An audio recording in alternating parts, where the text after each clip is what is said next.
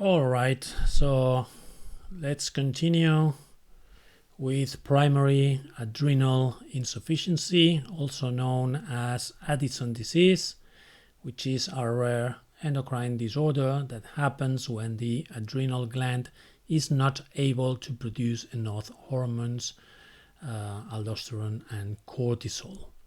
The underlying cause is found at the gland itself. It can develop acutely or chronically, and for instance, John Fitzgerald Kennedy had it, and he had terrible headaches.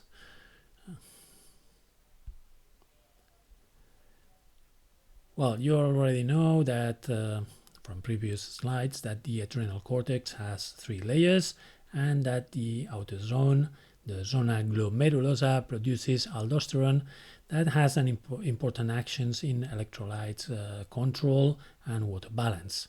Now, the zona fasciculata produces cortisol and other glucocorticoids. Cortisol is needed in situations of emotional and physical stress, and in those situations the hypothalamus releases corticotropin releasing hormone to the pituitary gland that in response releases adrenocorticotropic hormone, the ACTH, that travels to the zona fasciculata that then produces cortisol. Cortisol is lipid soluble, so it can enter the cells easily and bind to its intracellular receptor. Most cells have cortisol receptors, so it affects a wide variety of functions. One main function of cortisol is to increase glucose blood levels by promoting gluconeogenesis in the liver, which is the formation of glucose from amino acids and fatty acids. So cortisol consumes muscle proteins and adipose tissue for this purpose. This action is the opposite to the one played by insulin, so the body can respond to stressors that made cortisol to be released. The zona reticularis produces androgens, which are sex hormones, including the hydroepiandrosterone, which is the precursor of testosterone, a hormone needed by men and women. The difference is that men have the testes, a second source of testosterone, but this hormone is essential in the development of reproductive tissue in men, as well as secondary sex characteristics like facial hair or a larger larynx.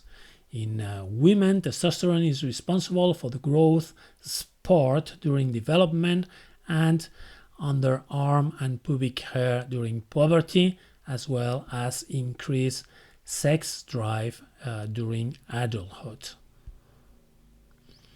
So that all brings us back to primary adrenal insufficiency, which is when the adrenal cortex gets progressively damaged over time. In developed countries, the most common cause of this problem is autoimmune destruction, but the reason is not clear yet. In developing countries, the most common cause is tuberculosis. In this case, the infection spreads from the lungs to the adrenal glands, causing inflammation and destruction of the cortex. Another cause is metastatic carcinoma. We have to have in mind that the adrenal cortex has a high functional reserve. This means that a small amount of functioning cells can produce enough quantity of hormone to meet the body's needs, and that by the time clinical manifestations due to this adrenal cortex dysfunction are detected, up to 90% of the cortex has been already destroyed.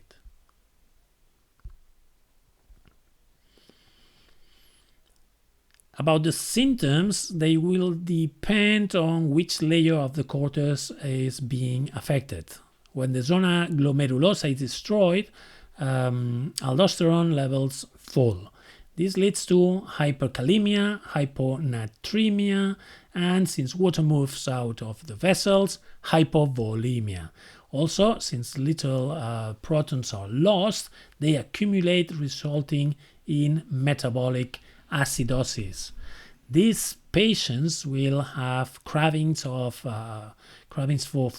salty food, with simultaneous nausea and vomiting, fatigue and dizziness that worsens with standing.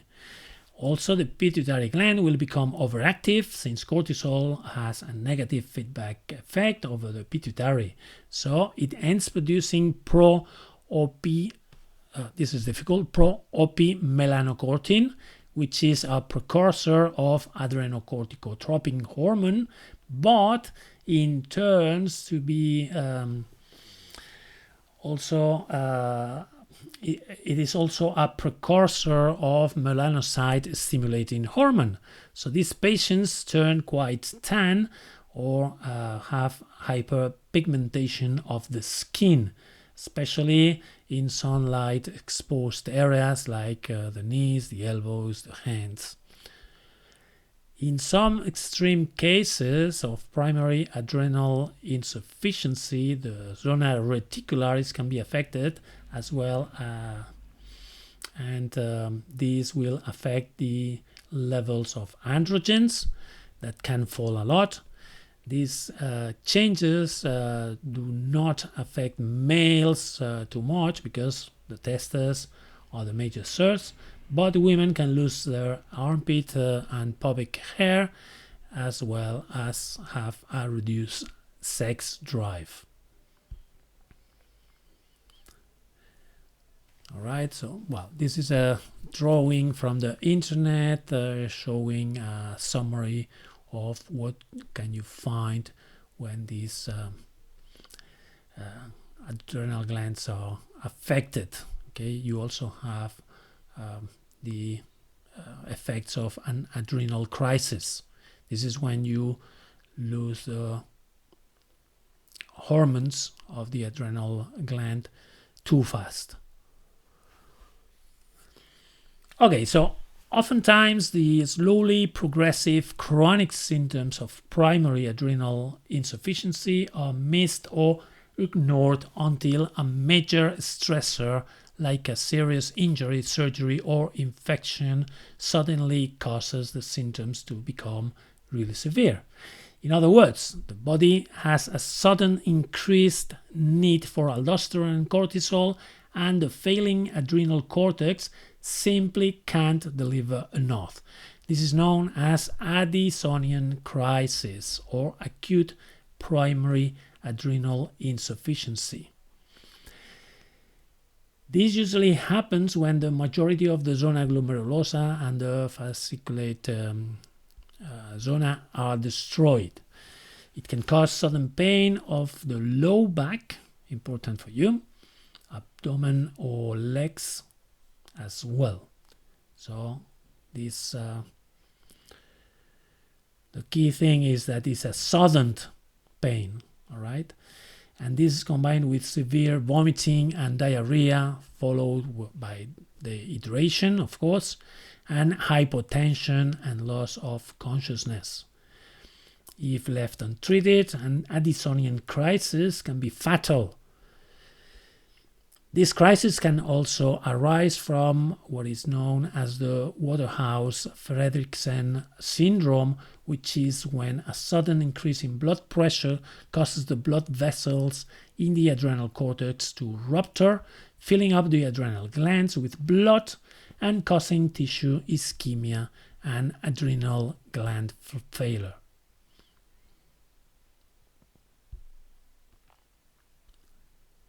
Okay, so primary adrenal insufficiency can be diagnosed with an adrenocorticotropic hormone stimulation test. During that test, a small amount of synthetic adrenocorticotropic hormone is given, and the amount of aldosterone and cortisol is measured to figure out how well the adrenal glands are working. Usually these patients are treated with hormones to make up for the lack of cortisol, aldosterone and androgens. They typically have to be taken for the rest of the individual's life, and if they stop that hormone replacement, then they can develop an Addisonian crisis and be fatal. Okay, so let's go with the Cushing syndrome, which is named after the famous neurosurgeon Harvey Cushing, who first described it. And this is an endocrine disorder with elevated cortisol levels in the blood. In some cases, Cushing syndrome results from a pituitary adenoma making excess ACTH, and in those situations is called Cushing disease. All right. Okay, so normally the hypothalamus, which is located at the base of the brain, secretes corticotropin releasing hormone known as CRH, which stimulates the pituitary gland to secrete ACTH, and then this ACTH travels to the pair of adrenal glands on top of each kidney, where it specifically targets cells in the adrenal cortex. So, well, we know that this is divided into, the adrenal cortex is divided into zona glomerulosa, fasciculata, and reticularis. And the zona fasciculata is the middle zone and also is the widest zone, and it takes up to the majority of the volume of the adrenal gland. So ACTH specifically stimulates cells in this zone to secrete cortisol, which belongs to the class of steroids called glucocorticoids. These are not soluble in water, so most cortisol in the blood is bound to a specific carrier protein called cortisol-binding globulin, and only 5% is unbound or free. In fact, only this small fraction of free cortisol is biologically active, and its levels are very carefully controlled by the body. Excess free cortisol is filtered in the kidneys and is dumped into the urine. So, well, we already mentioned this, but cortisol, is involved in a number of things and is part of the circadian rhythm. So cortisol peaks in the morning when the body knows we need to get up and go, and then drops in the evening when we are preparing for sleep. In times of stress, the body needs to have plenty of energy substrates around, so cortisol increases gluconeogenesis, which is the synthesis of new glucose molecules, also proteolysis, which is the breakdown of proteins, and lipolysis, which is the breakdown of fat. So cortisol helps maintain as well the blood pressure by increasing the sensitivity of peripheral blood vessels to catecholamines like epinephrine or norepinephrine, and this narrows the blood vessels lumen. Cortisol helps to dampen the inflammatory and immune response by reducing the production and release of inflammatory mediators like prostaglandins and interleukins, as well as inhibiting the proliferation of lymphocytes T. Finally, cortisol receptors are present in the brain, where their full effect is still actually unclear, but might influence things like the mood and the memory.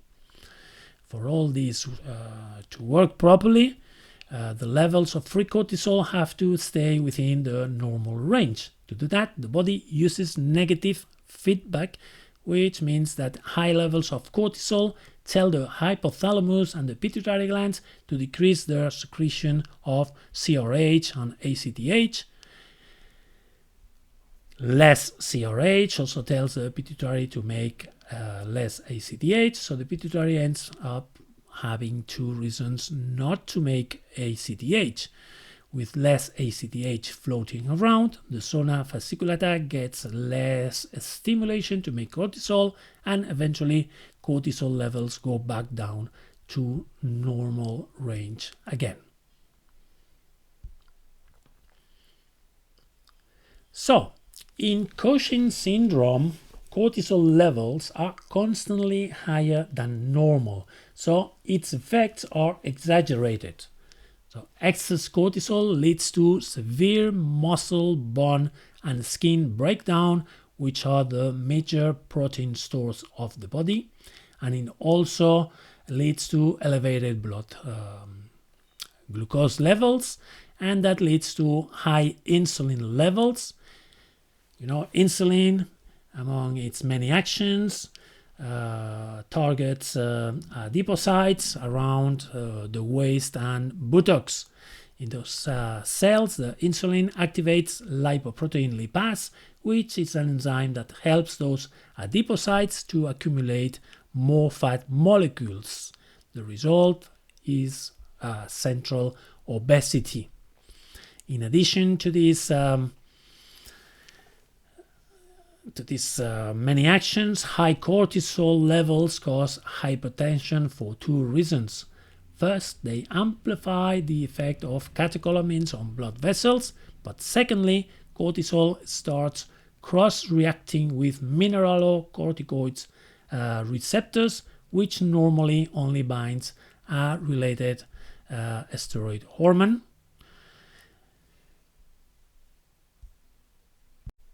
Which are the mineralocorticoids secreted from the zona glomerulosa of the adrenal cortex. In other words, because the cortisol is structurally similar to mineralocorticoids, it can bind to that receptor and it can trigger the mineralocorticoid effect, which is mainly to increase blood pressure by retaining fluid. High levels of cortisol also inhibit the secretion of gonadotropin releasing hormone from the hypothalamus, which messes up normal ovarian and testicular function. Excess cortisol also dampens the inflammatory and immune response, making individuals more susceptible to infections. And finally, high levels of cortisol seem to impair normal brain function, but the exact mechanism is not clear yet. So, Cushing syndrome can happen because of exogenous cortisol, usually in the form of medications, or because of endogenous cortisol, meaning that the excess cortisol is made by the body. The majority of cases of Cushing syndrome occur in individuals using exogenous steroid medications over a long period of time. Often this is for treating autoimmune and inflammatory disorders like asthma or rheumatoid arthritis.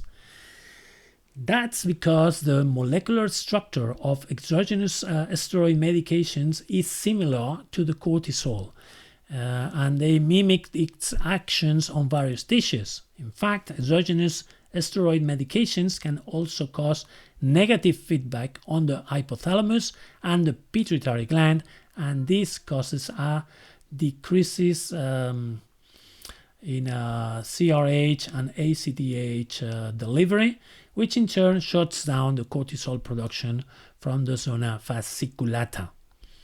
Over time, this lack of stimulation can cause the zona fasciculata to physically shrink or become atrophic.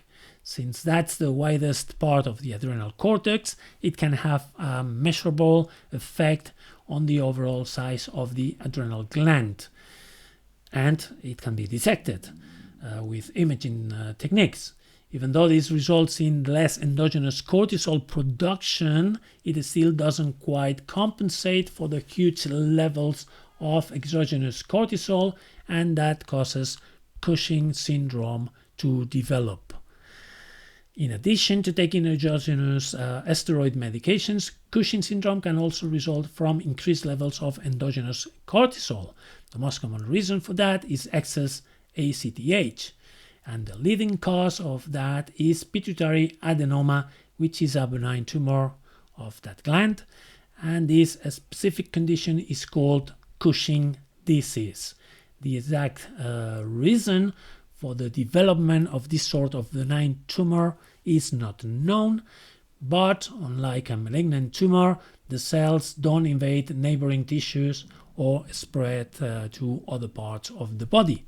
Instead, the pituitary adenoma simply grows in size and secretes too much ACTH, and that excess of ACTH stimulates the zona fasciculata of both glands, which grow larger and secrete excess cortisol.